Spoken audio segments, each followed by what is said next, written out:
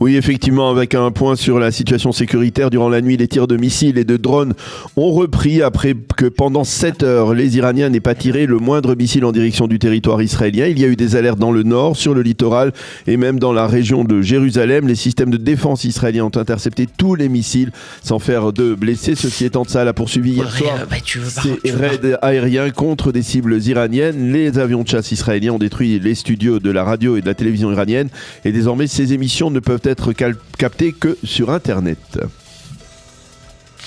Oui, Daniel Haïk, merci à vous. Vous pouvez continuer votre journal. Alors, on va continuer notre journal. Au sein de Tsahal, on confirme que les avions de chasse israéliens ont obtenu le contrôle intégral des cieux de Téhéran.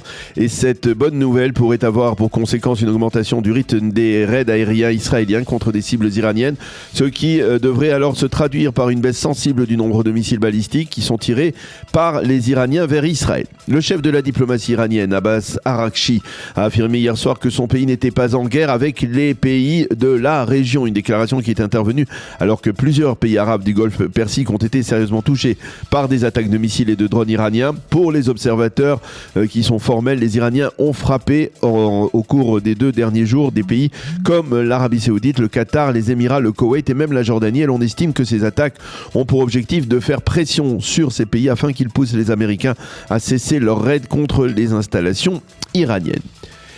Et puis, Daniel Haïk, l'un des développements majeurs, c'est l'annonce par l'Iran de la fermeture du détroit d'Ormuz. Oui, le commandant des gardiens de la Révolution a promis que tout bateau qui tenterait de franchir le blocus du détroit d'Ormuz serait attaqué et incendié par Téhéran. Si cette décision devait se prolonger, cela pourrait entraîner une crise économique à l'échelle mondiale puisque, vous le savez probablement, 20% du pétrole produit dans le monde passe par ce détroit d'Ormuz.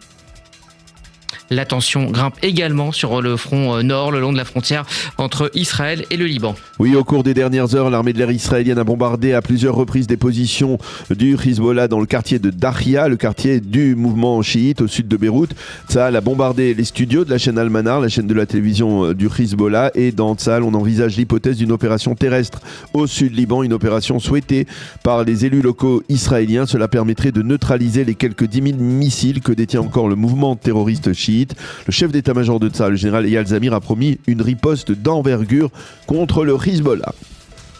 Alors, ceci étant, au Liban, les critiques fusent de toutes parts contre l'entrée en guerre du Hezbollah. Oui, et la plus intéressante est celle du président du Parlement libanais, Nabih Berri, qui est le patron de la milice chiite Amal, qui s'est désolidarisé de l'attitude du Hezbollah, alors que tous les deux donc sont des chiites. Et puis, le gouvernement libanais a interdit au Hezbollah toute action militaire contre Israël. C'est le premier ministre Nawaf Salam qui l'a annoncé hier et qui a affirmé que ce qu'a fait le Hezbollah dans la nuit de lundi à mardi n'était pas conforme aux directives du gouvernement.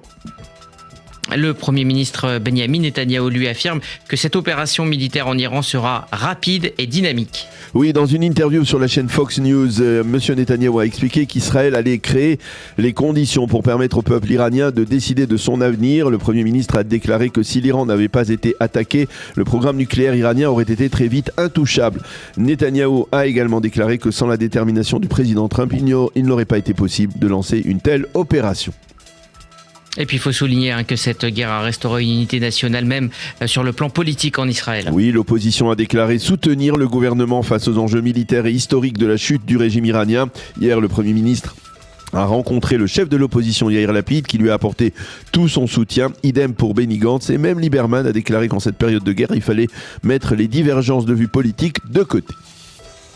Et puis enfin, c'est aujourd'hui Pourim dans l'ensemble d'Israël, à l'exception de Jérusalem. Oui, des lectures de la Megillah ont été improvisées hier soir dans les abris publics un peu partout à travers le pays. Souvent, c'est le mouvement Chabad Lubavitch qui a organisé ces lectures, souvent émouvantes.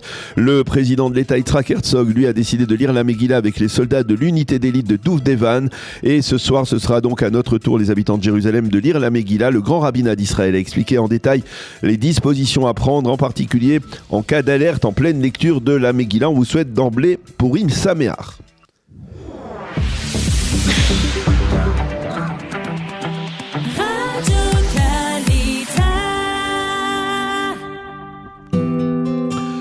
Une page météo pour compléter ce premier journal d'information.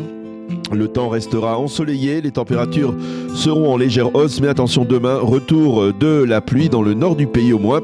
Les températures prévues aujourd'hui, 16 degrés à Jérusalem, 17 à Tel Aviv, Ashdod et également à Ashdod, 18 à Netanya, 19 à Haïfa et 27 à Eilat. Je voulais avec vous faire un point sur ce qui se passe actuellement. Ici, en tout cas, à Jérusalem, on a passé une nuit relativement sereine. On n'a pas été réveillé par les alertes. Je ne sais pas ce qui se passe du côté du littoral. Apparemment, il y a eu plusieurs alertes, mais on a le sentiment, quelque part, que les Iraniens ont plus de mal à tirer en direction du territoire israélien. Et Benyamin Netanyahou a déclaré, en tout cas, les responsables sécuritaires affirment que plus on va aller dans le temps, plus ils auront des difficultés à tirer des missiles balistiques. Alors, est-ce que ce sont des difficultés ou est-ce que c'est une question de politique ? C'est peut-être un peu des deux. D'un côté, il est vrai, on l'a vu d'ailleurs en juin aussi, ils avaient des difficultés à mettre en place des salles ou des salles conséquentes de missiles ou à tirer des missiles sophistiqués. Je vous rappelle que c'est seulement qu'hier qu'on a vu pour la première fois un missile de type Mitzrar, c'est-à-dire à fragmentation. Voilà. Il n'y a eu qu'un seul tir comme ça jusqu'à présent. Et puis on n'a pas vu, moins que je sache, l'utilisation de missiles un peu plus sophistiqués. Je pense par exemple au Ashura, au Khor-Machar, et ainsi de suite.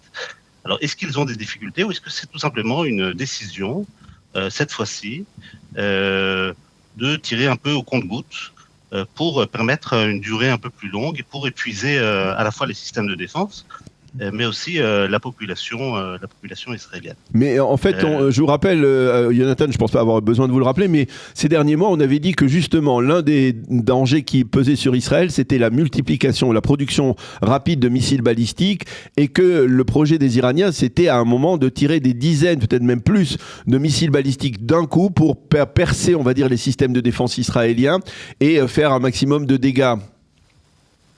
Oui, je pense que c'était leur logique, du moins jusqu'en juin. Je crois que la guerre de juin leur a fait comprendre que ce n'était pas forcément l'option la plus efficace et que une idée de tirer au compte-gouttes, surtout s'il se prépare à une guerre longue, relativement longue, du moins pas une guerre de 12 jours, mais plus que cela, que tirer au compte-gouttes, cela avait une certaine valeur stratégique. Cela fait certes moins de dégâts, certes moins de morts, mais ça permet de tenir le coup sur plusieurs semaines ou voire sur plusieurs mois, encore une fois, en épuisant les populations alentours, la population israélienne. Et puis, il y a un autre facteur qui est que cette fois-ci, nous ne sommes pas les seuls visés. Je vous rappelle qu'il y a presque plus de missiles tirés sur les Émirats que sur Israël. Mm-hmm. Alors oui, ce ne sont pas tout à fait les mêmes missiles, ce ne sont donc pas tout à fait les mêmes bataillons de l'armée de l'air des gardiens de la Révolution qui tirent sur Israël ou sur les Émirats, mais ça crée quand même un certain grand écart entre des missiles tirés sur Israël et des missiles tirés sur d'autres destinations. Alors je comprends pas vraiment bien le but du jeu dans le cas de l'Iran, du régime iranien. C'est-à-dire, s'il joue la montre au fur et à mesure, il va subir chaque jour des dizaines, voire des centaines de raids aériens. Il va s'affaiblir. Jouer la montre, est-ce que c'est véritablement une stratégie qui paye ? Alors, c'est une bonne question. Je ne suis pas sûr que la réponse se trouve ni même en Iran. Par contre, si j'étais iranien ou si j'étais iranien supporter du régime, je penserais que le pire est derrière nous. Pourquoi ? Khamenei a été éliminé, la plupart des membres à la fois du gouvernement et des appareils sécuritaires ont été éliminés. Une bonne partie des rampes de lancement et des sites balistiques ont été touchés. Et donc, ces prochains, je ne sais pas si c'est 100 jours, mais du moins ces prochaines semaines, le delta d'affaiblissement du régime sera moindre. Et pour l'instant, le régime survit à ces frappes. Mais comment il peut continuer à survivre ? C'est-à-dire, justement, si ces frappes elles s'intensifient, comment peut-il continuer à fonctionner ? Par exemple, on a vu l'année dernière que la radio-télévision iranienne a été bombardée, il n'y a plus que des émissions sur Internet. C'est-à-dire, comment à long terme ça peut être favorable aux Iraniens ? Et pour l'instant, alors oui, il est vrai que le régime a subi un énorme choc. Et puis ce genre de chocs ont des ondes qui ne sont pas forcément immédiates. On verra dans les prochains mois, comme on l'a vu d'ailleurs en juin, on verra dans les prochains mois, voire dans les prochaines années, ce qu'il se passera sur la scène intérieure en Iran. Mais pour l'instant, le régime tient le coup. Il comprend, comme à mon avis les Israéliens et les Américains le comprennent aussi, que le régime ne tombe pas suite à des bombardements aériens, Oui. si intenses qu'ils soient. Je vous rappelle que de l'histoire de l'humanité, il n'y a aucun régime qui n'ait jamais tombé suite à des frappes aériennes, du moins à des frappes aériennes seules, sans être accompagnées d'une invasion terrestre. Oui, mais Benyamin Netanyahou d'ailleurs l'a dit sur Fox News durant la nuit, il faudra qu'à un moment le peuple iranien se réveille et descende dans les rues. Et c'est ça qui sera le breaking point, si on peut dire. Alors oui, maintenant, encore une fois, l'opposition, elle a évidemment tout notre soutien, mais pour l'instant, elle n'est pas organisée, elle n'a pas de leadership, elle n'a même pas de parti, elle n'a aucune structure organisationnelle qui permette vraiment ce que l'on appelle un regime change. Donc il est bon d'appeler de nos voeux que l'opposition se réveille en Iran et fasse tomber enfin ce régime des ayatollahs. Entre les fins et les moyens, il y a quand même un petit écart. Et je pense d'ailleurs que les Américains et les Israéliens le comprennent. On le voit d'ailleurs dans la nature des cibles visées. Les Israéliens, de façon tout à fait naturelle, se concentrent sur l'appareil militaire iranien et sur le problème balistique et nucléaire. Les Américains commencent à diverger vers d'autres questions, la question des proxys en Irak, par exemple, la question de la marine iranienne. Mais il y a relativement peu de cibles qui appartiennent à tout cet apparatus d'oppression de l'opposition iranienne, que ce soit le Basij, la police, le ministère de l'Information, et ainsi de suite. Alors, je voudrais qu'on aborde le dossier du Liban avec le réveil du Hezbollah qui s'est fait tirer les oreilles par le gouvernement libanais, peut-être même par Nabih Berri qui est dans l'absolu un allié chiite et qui là aussi s'est démarqué du Hezbollah. Est-ce que vous pensez que c'est une opportunité pour l'armée israélienne d'améliorer, on va dire, les prestations, les réussites qui sont intervenues au moment du cessez-le-feu entre Israël et le Hezbollah il y a un peu plus d'un an maintenant? Alors du moins c'est comme ça que l'on perçoit en Israël. On a presque forcé Hezbollah à lancer des frappes sur Israël, ce qu'il n'avait pas fait depuis le cessez-le-feu il y a maintenant un an et demi. Il faut dire que ces frappes sont pour une grande partie symboliques. Alors oui, ils ont tiré un missile qui est tombé dans la mer aux alentours de Tel Aviv, quelques drones dans le nord. Le Hezbollah est dans une stratégie on ne peut plus compliquée. On le voit d'ailleurs dans ses annonces de ses porte-paroles officiels, où il s'excuse presque d'avoir été forcé de rentrer dans ce jeu-là. Il est sous une pression terrible de la part de la scène politique israélienne. Vous avez rappelé Nabih Berri, quelque chose d'assez conséquent. Le gouvernement libanais a tout simplement annoncé qu'il interdisait à Hezbollah de tirer sur le territoire israélien. Ah oui, le Hezbollah a peut-être fait cette fois-ci une erreur. Il n'avait pas forcément le choix, mais il a peut-être fait une erreur. Et du moins, en Israël, ce que l'on essaie de faire, c'est de changer de contexte. Non pas de framer notre réponse vis-à-vis du Hezbollah comme une réponse à ces frappes récentes, mais effectivement comme une opportunité pour finir le travail que nous avions fait pendant cette longue guerre qui a commencé en 2023, effectivement à la fois pousser au démantèlement ou en démantèlement de force du Hezbollah au Liban. Vous ne pensez pas que ça va se produire de soi-même, de tout seul, c'est-à-dire si l'Iran disparaît, en fait, le régime iranien disparaît, eh bien le Hezbollah perd son allié, celui qui est on va dire son fournisseur et son supérieur hiérarchique, on va dire, et il ne parviendra pas à surmonter, on va dire, cette chute. Oui, alors ça c'est l'option qui est effectivement préférable. Si le régime iranien disparaît et qu'il est remplacé par un régime bien plus favorable à l'Occident, de quelle nature qu'il soit, effectivement le Hezbollah recevra un coup qui serait éventuellement un coup fatal, ou du moins à terme il aurait énormément de mal à continuer ses opérations. Mais encore une fois, c'est une condition que personne n'est en mesure d'affirmer qu'elle sera remplie, ou du moins qu'elle sera remplie dans les prochaines semaines ou dans les prochains mois. Une dernière question, Jonathan, vous pouvez nous faire un pronostic sur la durée de ce conflit tel qu'on le connaît aujourd'hui? Écoutez, c'est très compliqué. Trump avait dit que ça prendrait moins de 4 semaines, et puis le lendemain, il avait dit que ça prendrait 5 semaines ou plus. et que de toute façon, il ne s'ennuyait pas de ce genre d'attaque. Netanyahou a dit hier à la presse américaine que ça ne durerait pas des années et que cette guerre aurait une fin. Je pense qu'il faut se préparer à une guerre qui soit plus longue, voire beaucoup plus longue que celle que l'on a connue en juin. Je vois qu'il y a peu de stratégies de sortie.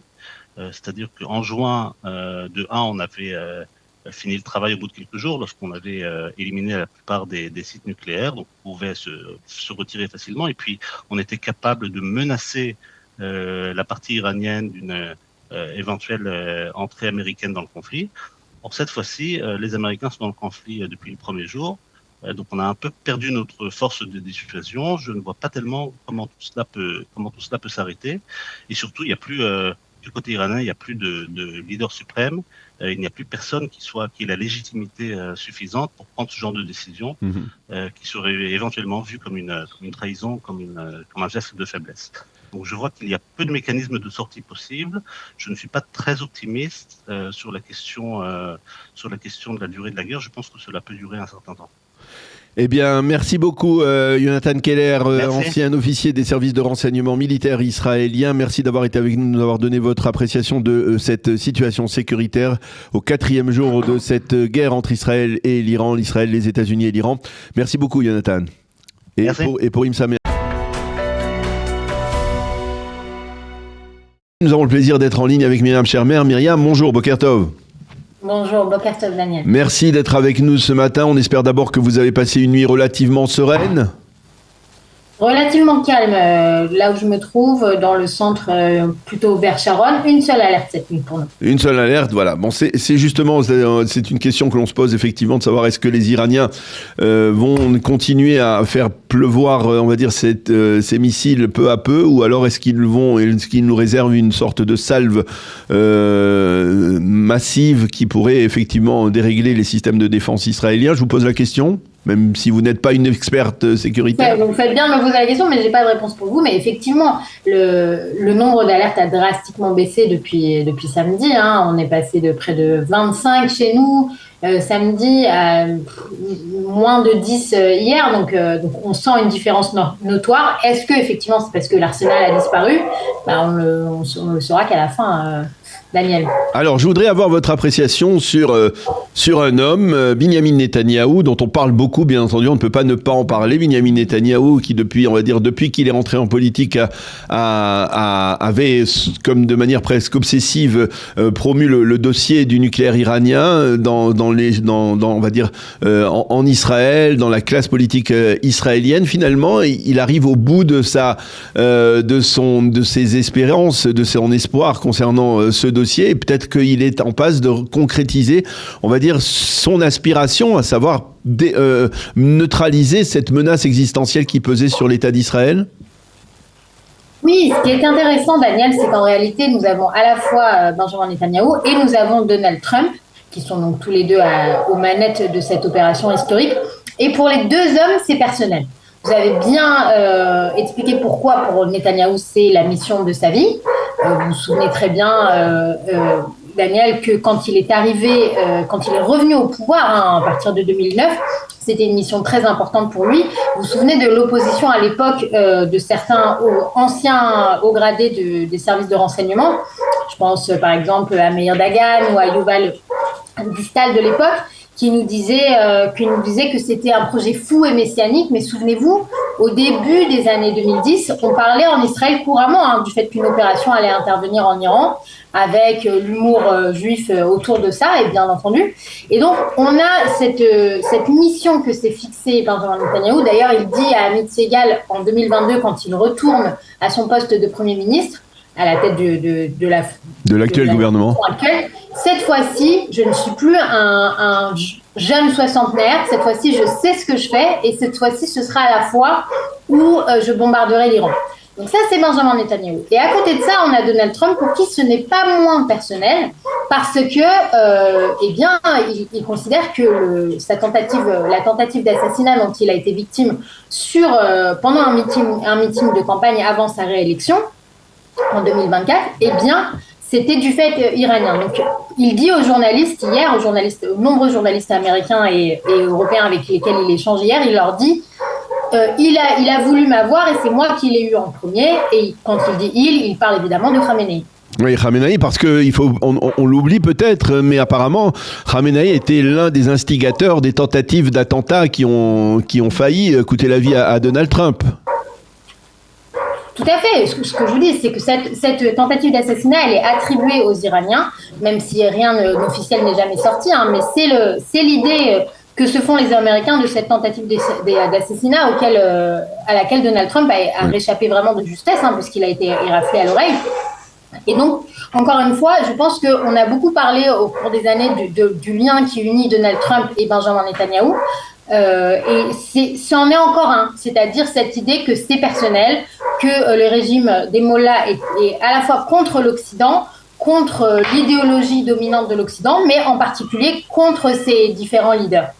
Alors, tout cela provoque, on va dire, une conséquence assez inattendue au sein de la classe politique israélienne. On parle d'unité nationale, pas seulement dans le peuple, mais au sein même de la classe politique israélienne. On a vu hier Yair Lapid être reçu par Binyamin Netanyahou et recevoir un briefing sur le sécuritaire. On l'a même vu rencontrer Netanyahou, Benny Gantz. Tout le monde met de côté, on va dire, les divergences de vue politique pour, on va dire, maintenir une forme d'unité nationale. C'est tout de même assez surprenant, alors que on est dans une situation où, on va dire, Binyamin Netanyahou est régulièrement critiqué de manière très, très virulente par l'opposition. Oui, vous avez raison, mais je ne suis pas totalement surprise en réalité parce que c'est ce qui s'est passé l'année dernière également, pendant la première opération en Iran.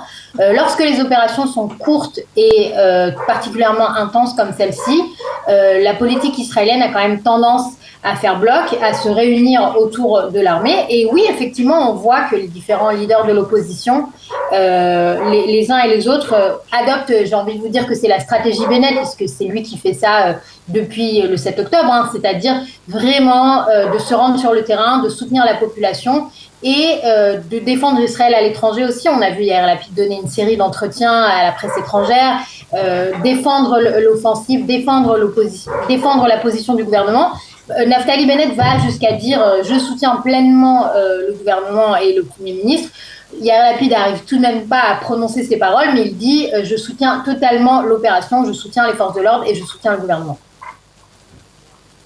Est-ce que vous avez le sentiment, Myriam, que cette opération, finalement, un peu comme c'était à l'époque en 1980, lorsque Menachem Begin a lancé l'opération contre la centrale nucléaire en Irak, eh bien, est-ce que c'est un coup de maître pour Binyamin Netanyahou qui va lui donner un avantage et va bouleverser, on va dire, la donne politique en perspective des élections ?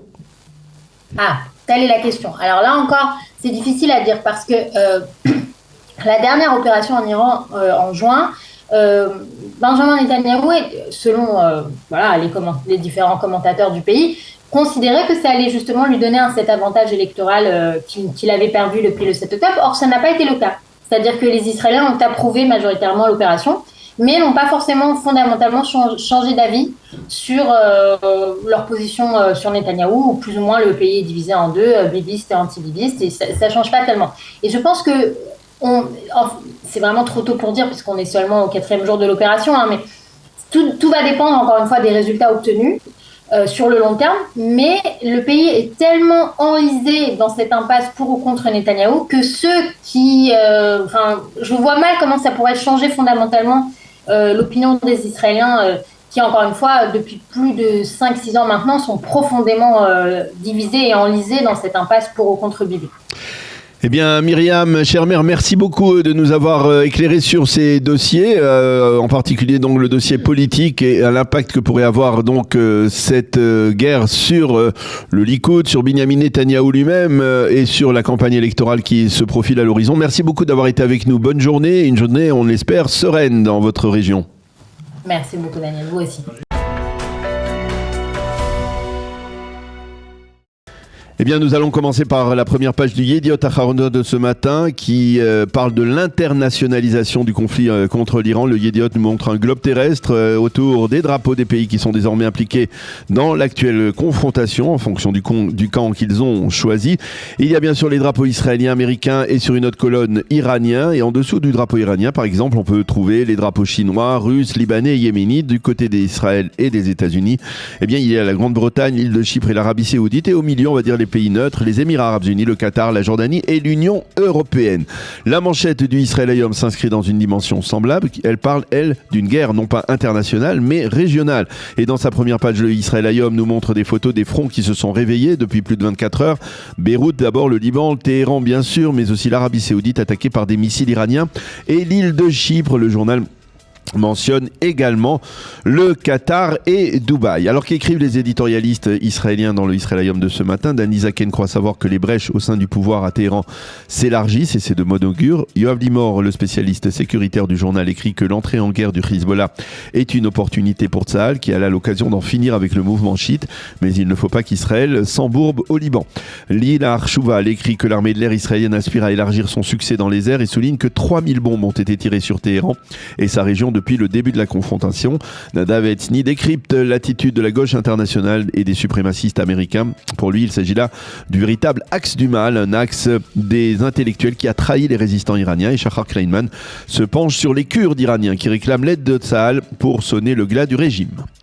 Ce matin également, page d'ouverture du site du Ma'ariv, une déclaration importante de Binyamin Netanyahou. Dans une interview à Fox News, le Premier ministre a semblé être plus précis quant à la fin du conflit. Cela ne va pas prendre des années, ça va se terminer vite. Le Premier ministre explique pourquoi Donald Trump a décidé d'entrer en guerre. Il y avait des informations selon lesquelles les Iraniens allaient dissimuler leurs missiles balistiques et leur uranium enrichi dans des souterrains, dans des bunkers souterrains. Et ce, pendant les pourparlers. Donc Donald Trump a finalement donné son feu vert. Et puis enfin, Binyamin Netanyahou a déclaré que le changement de régime dépendra du peuple iranien. Dans le Ma'ariv de ce matin, une information importante. Tsahal pourrait se préparer à une offensive terrestre de l'armée israélienne, donc au sud Liban, contre le Hezbollah. Il faut également souligner en page 4 du Yediot Aharonot ce matin une analyse de Nahum Barnea avec un titre presque incroyable de la part d'un des journalistes les plus hostiles à Binyamin Netanyahou. Et ce titre, c'est « Est-ce possible que Binyamin Netanyahou ait raison ?» Et il semble se résoudre à la théorie du Premier ministre israélien d'un régime nouveau en Iran qui serait débarrassé des intégristes islamistes et de leur rêve de conquête, un régime modéré qui serait soutenu par les Américains et qui accepterait de travailler avec Israël. Et on peut s'arracher les cheveux de constater qu'un journaliste aussi bien informé et aussi expérimenté que Nahum Barnea met tant d'années pour parvenir à une conclusion qui paraît tellement triviale à des millions d'Israéliens. Ben Dror Yemini nous met en garde ce matin dans son éditorial dans le Yediot Aharonot. Il rappelle les points communs existants entre le Hamas, le Hezbollah et le régime iranien. Le fondamentalisme qui est prêt à tout sacrifier pour se maintenir au pouvoir, cela s'est produit avec le Hamas, mais il ne faut absolument pas que cela se produise avec le régime iranien. Il est capital que l'Occident ne tombe pas dans le piège d'une approche cartésienne face à ce qui reste de l'axe du mal. Et il rappelle la phrase de Witkoff de la semaine dernière: comment est-ce possible que les Iraniens n'aient pas déposé les armes face à la puissante armada américaine? Une question qui reste en suspens.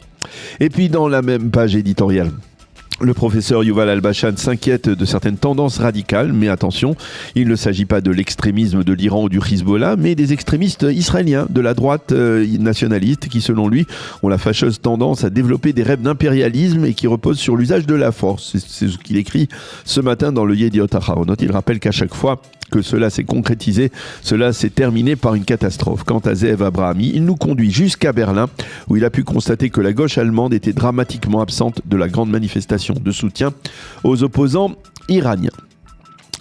Et puis les journaux reviennent ce matin encore sur le drame de l'abri public à Beth Shemesh. Les journaux publient les photos des 3 frères et sœurs qui ont péri dans cet abri. Il s'agit de Yaakov, Avigail et Sarah Biton qui ont été inhumés hier soir au cimetière du Mont des Oliviers à Jérusalem.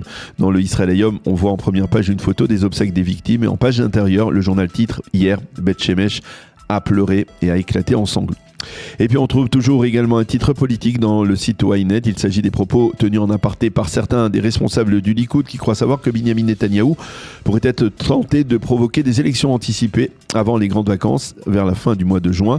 Explication de la manœuvre: l'opinion publique sera plus favorable après la guerre qui doit provoquer la chute du régime iranien, et aussi le fait que Trump sera présent aux célébrations du Yom Ha'atzmaut fin avril pour recevoir le prix d'Israël et pour saluer donc l'action du Premier ministre. Et puis bien sûr aujourd'hui, pour terminer cette revue de la presse, c'est Pourim. dans tout Israël, sauf à Jérusalem.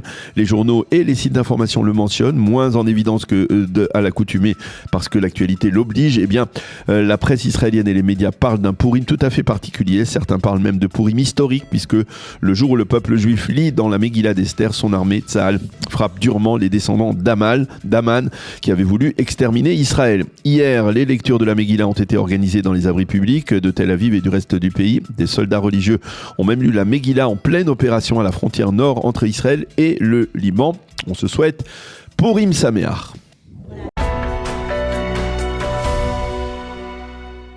Nous avons le plaisir d'être en ligne avec Ilan Klein. Ilan, bonjour, Boker Tov.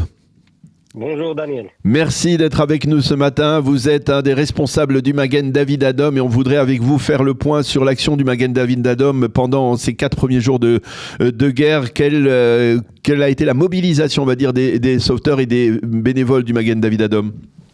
Alors le Magen David Adom est encore en état d'alerte maximale partout en Israël, du nord au sud, dans les villes. Et partout, le Magen David Adom est intervenu dans beaucoup de scènes où il y avait des éclats, où il y avait des missiles. Les 2 grandes scènes étaient les scènes de Tel Aviv et de Beth Shemesh. Malheureusement, là-bas, en total, il y avait 10 personnes décédées et quelques centaines en totalité de blessés. Et on peut dire qu'on continue sur le terrain à être prêt pour les prochains appels. Alors, je suppose que cela exige une mobilisation. Combien y a-t-il de bénévoles au total qui sont actuellement mobilisés? Alors, mobilisés, pour le moment, on a mobilisé 10 000 bénévoles partout en Israël, mais dans la totalité, on a 35 000 bénévoles qui peuvent être appelés à tout moment. Il s'agit de 2000 ambulances et quelques centaines de scooters médicalisés qui sont là sur le terrain pour intervenir le plus vite possible. Est-ce qu'il y a, vous pouvez nous citer un cas qui est arrivé fréquemment au moment des alertes d'Israéliens qui peut-être se sont précipités vers les abris ou vers les chambres blindées et qui ont été blessés? Oui, alors on a plus que 100 personnes en Israël qui se sont blessées en courant vers les abris, des blessés légers bien entendu. Nous, on fait le nécessaire pour rentrer dans les abris quand il y a les alarmes, mais dès qu'il y a des blessés, les secouristes du Magen David Adom sortent des abris vers les blessés en espérant de pouvoir arriver et les sauver. Alors, je voudrais savoir s'il y a des directives que vous vouliez transmettre à nos auditeurs pour justement éviter ce genre d'accident. Oui, tout à fait. Alors, on voit que le Pikoud HaOref donne une première alarme 10 minutes avant. Alors, il faut se préparer dans ces 10 minutes-là. Et quand il y a l'alarme, il faut aller lentement vers l'abri et fermer l'abri. On a vu que ça sauve des vies. On a vu que c'est ce qui fait la différence entre les scènes avec des dégâts, avec des blessés, avec malheureusement des morts, ou des scènes sans dégâts du point de vue humain, bien entendu. Alors, on a aussi appris, et dites-moi si je me trompe, que le Magen David Adom demandait à ceux qui ont un sang O positif ou O en général de venir apporter, de venir donner du sang. Est-ce que c'était exact? Oui, c'est au général. Au général. Le Magen David Adom, qui gère la banque du sang en Israël, a fait appel à la population de venir. On continue encore aujourd'hui, même quand c'est Pourim partout en Israël, on continue à récolter ce sang-là parce que on doit se préparer, on doit augmenter le taux de sang en Israël pour être prêt à tout besoin. Eh bien, Ilan Klein, merci beaucoup d'avoir été avec nous ce matin, de nous avoir donné d'avoir été la voix du Magen David Adom en cette période très difficile et merci pour l'aide que vous fournissez à l'ensemble de la population israélienne. Bonne continuation. Pourim Sameach, Ilan. Pourim Sameach. Nous sommes en ligne avec Jérémy Houry. Jérémy qui est l'un des responsables du mouvement des EIF qui était en vacances et en séjour ici en Israël et qui est resté coincé. Jérémy, bonjour. Bonjour. Merci d'être avec nous ce matin. Alors, on voudrait d'abord avoir des nouvelles de votre groupe des EIF qui est coincé donc depuis le début de la guerre.